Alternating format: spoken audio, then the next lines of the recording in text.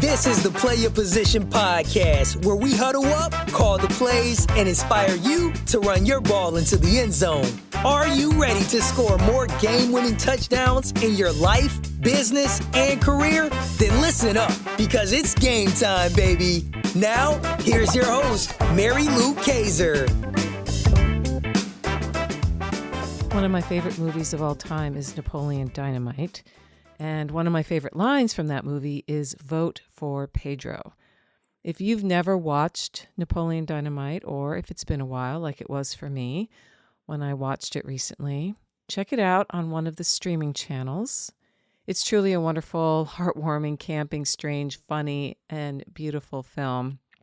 I first started watching that movie, when it first came out. I think I saw it in the theater. And then definitely owned it on DVD, and it's a family favorite. I just love it. And this morning, as I was reading and writing and studying, I got to thinking about Pedro, who becomes Napoleon Dynamite's best friend in the movie and considers running for class president against Summer Wheatley, who is the popular blonde cheerleader girl who everyone expects will win the election. Pedro is a nerd and an outsider. He's teased and ridiculed, just like several of the other nerdy characters in the film. He is not the obvious choice for class president and has his doubts about going through with running. And without spoiling the story, in case you haven't seen it, I will share that Pedro ultimately decides to run for class president on a campaign promise that when you vote for Pedro, all your wildest dreams will come true.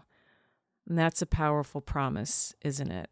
I certainly think so. And after watching the movie again, I got to thinking about that promise with respect to my own life, specifically the times when that promise was dangled in front of me. Now, in all fairness, I'm not sure if I was ever conscious of that promise. It was certainly implied, and I made decisions about my life based on its implications. For example, the promise of all my wildest dreams coming true was implied in me getting good grades, graduating high school, being a good girl, then going on to 4-year university, getting a degree, and eventually getting my master's in teaching. It was implied in getting married and having a family and settling down in the suburbs with 2 dogs and an SUV, spending spring break each year in Key West or San Diego or Palm Desert, somewhere warm. That promise was certainly implied that if I followed in my father's footsteps and became a high school teacher and worked the same job in the same school district in the same position for 41 years, I would be guaranteed a safe and decent life with a pension and health insurance. At one point, I believed that path was my destiny too. When I was 25 years old, I started my career in teaching English at a prestigious public high school in the state of Oregon. I loved my job. I loved working with high school kids. I loved the content I was teaching.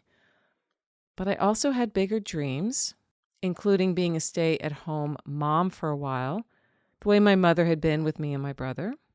I dreamed about becoming a published author. I dreamed about pursuing my creative ideas through entrepreneurship. But because of the way the promise of all my wildest dreams coming true was presented to me, I missed out on all the other ways my wildest dreams could come true. And therein lies the problem. You see, I was a big dreamer as a girl. I can remember writing long essays about my dreams in school and also talking about my dreams in exquisite detail with other girls at sleepovers. We each wove an elaborate tale of where our lives would go and what they would look like when we were all grown up and out in the world on our own. And the day came when we all grew up, and some of our dreams did come true, but I'll be the first to admit, the older and more established I became in someone else's idea of a dream life, the less I dreamed big for myself. I would say it was about 10 years ago, I realized I had stopped dreaming. I certainly couldn't identify a wildest dream anymore. And that's when I decided to do something about it. I started a deep and rigorous self-study program, and I sought the guidance of some outstanding coaches. And since then, I've been unraveling old belief systems that have held me and my wildest dreams hostage. Literally, those beliefs have held my wildest dreams hostage for far too long. Those beliefs are also known as dream killers. And it's through my studies and coaching that I've become acutely aware of the beliefs I've allowed to dictate my life. One of the biggest culprits can be found in messages I heard growing up about money, how it doesn't grow on trees and you have to make every penny count. And you need money to make your wildest dreams come true, right? So you can see where that got me. Another message was about being careful about what you wish for because you just might get it.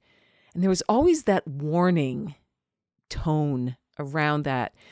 Boy, did I hear that one a lot. Be careful about what you wish for because you just might get it. Oh my God, what a horrible thing to do, right? Dare to wish for things? Dare to dream big? As my 10-year-old self, dare to dream about living in a penthouse apartment in Manhattan with gorgeous custom furniture and fluffy white rugs and dinner parties every Saturday night and a closet full of beautiful clothes and a view to beat the band? Yeah, it'd be tragic if that came true, right? Oh my gosh, ugh. The thing is, beliefs impact our dreams. So many messages, like the ones I heard about money, about being careful about what you wish for, they are loaded with glaring contradictions. On the one hand, you hear, oh, you got to go for it because you're a loser if you don't. And on the other hand, the message also says, be careful when you go for it because you just might get what you want. And if what you want turns out to be not what you want, then on and on and on it goes, right? You can see where this can spiral out of control and ultimately hold people hostage. Many, many people face this dilemma, oftentimes unconsciously. We don't even realize we are fighting this fight within ourselves. It isn't until something happens in our life or we begin to search and discover that there is another way. There's actually more than another way, and there are lots of different ways for all of our wildest dreams to come true. If we vote for Pedro, will all our wildest dreams come true? Well, the movie suggests that when you make a choice that isn't obvious or popular, that if you avoid making the obvious choice, the safe choice, the familiar choice, right? That's voting for the popular girl. And then feeling good about the superficial promises she makes, like putting lip balm and lip gloss dispensers in all the girls' rooms because we all need more of that in our lives. When we think about that promise of all your wildest dreams coming true, if you step outside of what everyone else is doing or promoting or living day to day, right? That's powerful. I actually have people in my life who, when I ask them how it's going today, they say, just living the dream, dripping in sarcasm. Just living the dream. And when I hear that answer, I think to myself, wow, man, really? Really? You don't have to dig down too far below that comment and its tone to find a lot of pain and disappointment and unmet expectations and unfulfilled dreams. To find people who have stopped dreaming. And I count myself among those people. At one point, I stopped dreaming. And so I've got to ask you, team, are you allowing yourself to dream big? Are you voting for Pedro in your life right now? I encourage you to take some time today and in the coming week to dig into your own life and find the places where the sentiment behind that promise has played a role in the decisions you've made. How many of those decisions were intentional and conscious on your part because you were going for a big dream? How many of them were simply towing the line of how everybody else has done it? You saw their life and unconsciously associated it with their dream and thought, well, they're living the dream. It can't be that bad. I argue that part of answering the call to leadership is developing an awareness about the decisions we make and the dreams we pursue. Part of leading is giving ourselves permission to step into the far unlit unknown of big dreams, even though we don't know what awaits us there, because that's the only place all of our wildest dreams will come true. And yeah, it may be scary to step away from what's known into the unknown, to go against the grain, to vote for the less obvious choice, for really allowing yourself the time and the grace to dream big. Because really, are more lip gloss dispensers in your life what you want? So team, vote for Pedro. I'm going to leave you with that today. And thank you, as always, for listening to today's episode of the Play Your Position podcast. Remember, it is always a great day to get out there and play your position. This is Mary Lou Kaiser. Catch you next time. Here at the Play Your Position podcast, we believe that the road to self-mastery and a life well lived starts with answering the call to leadership. That's when the fun really begins. Send this episode to any friends who might need to hear the inspiration and ideas you heard today.